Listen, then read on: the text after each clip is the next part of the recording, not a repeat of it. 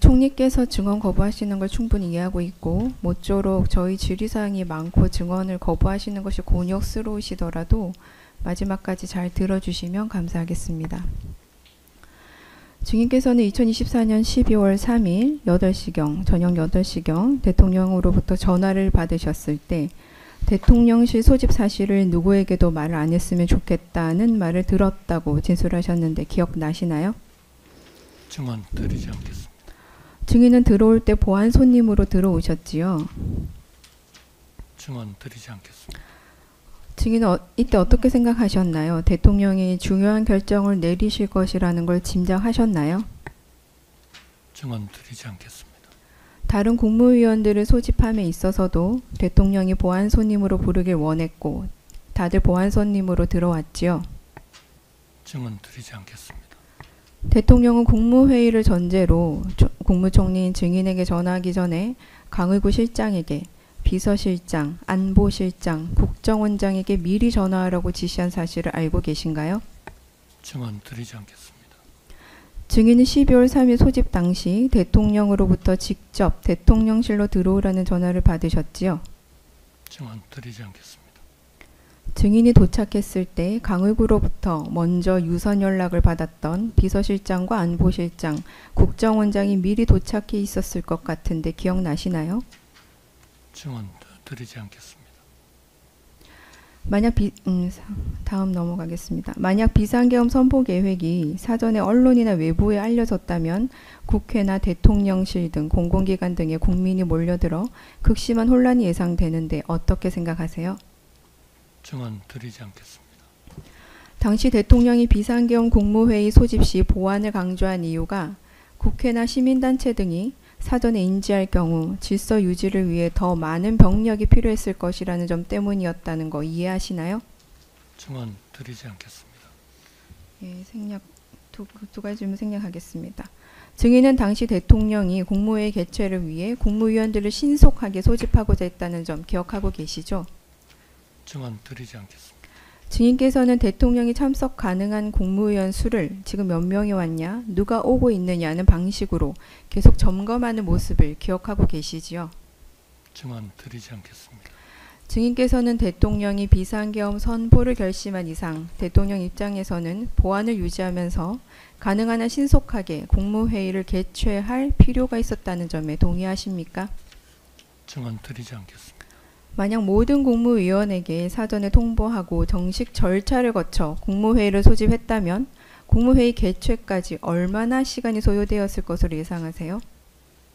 증언 드리지 않겠습니다.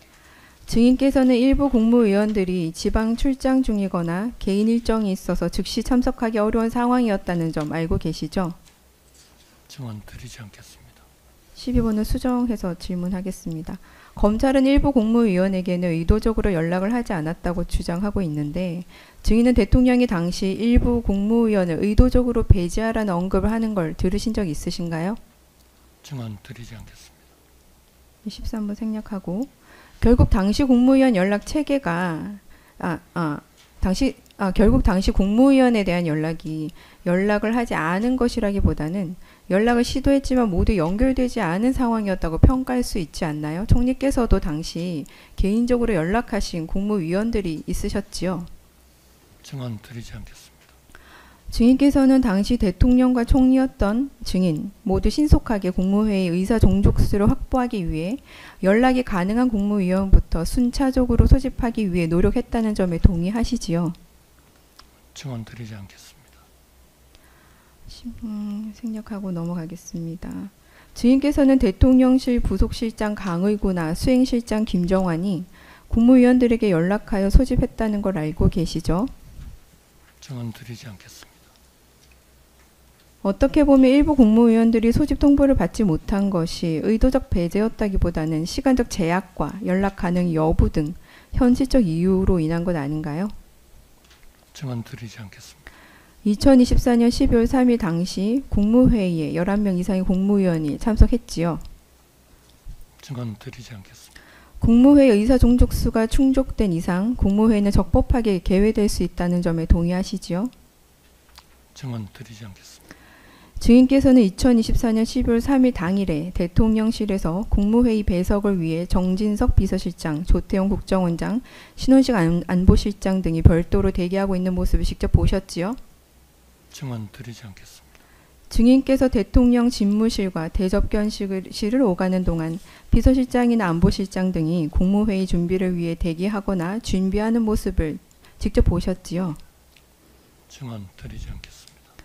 증인은 대통령 집무실에 처음 들어갔을 때 대통령에게 비상계엄에 반대하는 의견을 개진했다고 진술하셨는데 사실인가요? 증언 드리지 않겠습니다. 증인은 구체적으로 어떤 이유로 비상계엄에 반대하셨나요? 당시 언급했던 사유 기억나시는 대로 말씀해 주시겠습니까? 증언 드리지 않겠습니다. 구체적으로 반대 의견을 게재하셨다면 당시 대통령이 증인의 반대 의견을 경청했다고 봐야 되지요. 증언 드리지 않겠습니다. 증인은 대통령 집무실에서 대통령과 단독으로 또는 순차적으로 출석한 국무위원들과 함께 비상계엄에 관해 논의한 시간이 얼마나 되었습니까? 1시간이 훨씬 넘었지요? 증언 드리지 않겠습니다. 증인은 대접견실에서도 다른 국무위원들과 비상계엄에 관해 논의한 사실이 있습니까? 증언 드리지 않겠습니다. 증인은 다른 국무위원들도 비상계엄에 반대하는 의견을 개진했다는 점을 알고 계시죠? 증언 드리지 않겠습니다. 증인이 기억하기를 외교부 장관 조태열이 70년 동안 우리나라가 쌓아온 업적이 무너질 수 있다라고 말했다라고 기억한다는 진술을 하셨었는데 이는 비상계엄에 대한 반대 의견을 외교부 장관이 개진을 했고 대통령의 해당 의견을 들은 것 아닌가요? 증언 드리지 않겠습니다.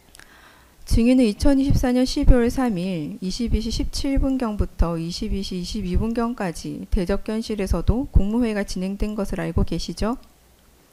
증언 드리지 않겠습니다.